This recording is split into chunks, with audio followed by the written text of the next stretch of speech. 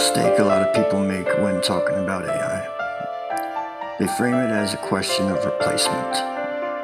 Will it replace musicians? Will it replace writers? Will it replace thinking?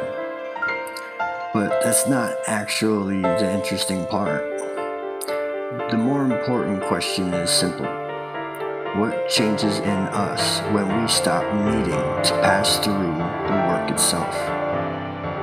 Because most of what we call skill isn't stored information. It's accumulated traversal. It's what happens to your perception when you've been forced to move through uncertainty, error, resistance, and correction thousands of times. You don't just learn what to do. You learn what things feel like when they're becoming something. And that matters more than people realize. When a system generates outputs without requiring that traversal, it doesn't just save time, it alters the structure of participation.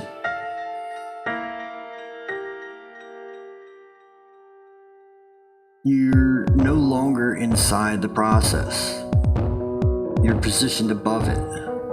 You select, you curate, you prompt, but you don't inhabit the same internal terrain that produced the result. That sounds efficient, but the efficiency always trades something for speed, and the thing it trades is usually invisible until it's gone.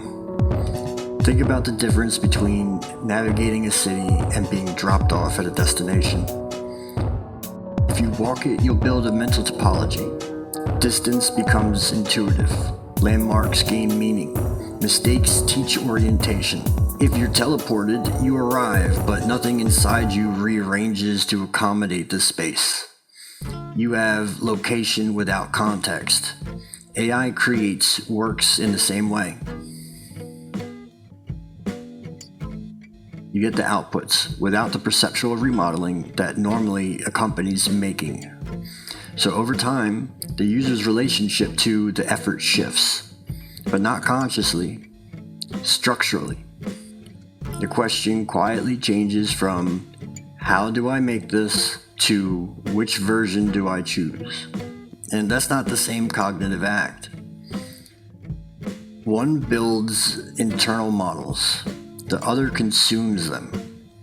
People sometimes hear this and think it's elitism. It's not.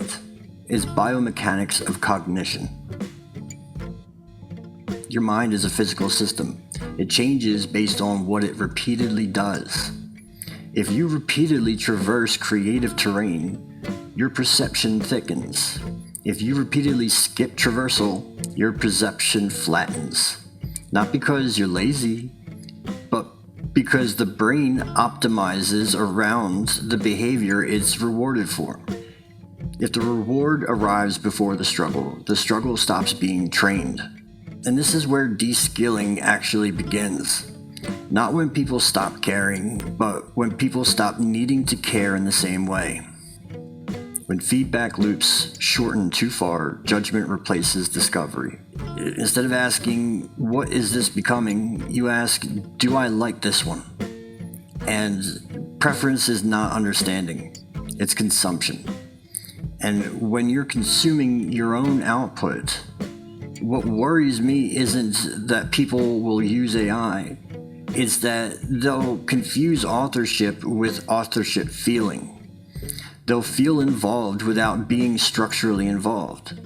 They'll feel creative without undergoing the internal changes creativity normally produces. And over time, they won't notice what's missing. Because nothing breaks immediately. The erosion is quiet. Like posture damage. Like eyesight drift. Like losing calluses you forgot you once earned. The real question isn't, is AI good or bad? It's what kinds of minds does it train? Does it train navigators or passengers? Does it thicken perception or compress it into selection? Does it grow internal structure, place it with interface fluency?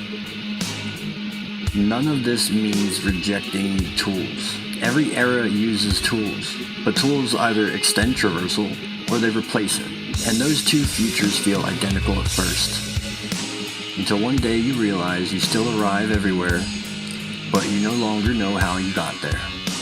If this series is about anything, it's about noticing that change while it's still subtle, before it becomes the cultural default, before responsibility, effort, and authorship dissolve into aesthetics and convenience.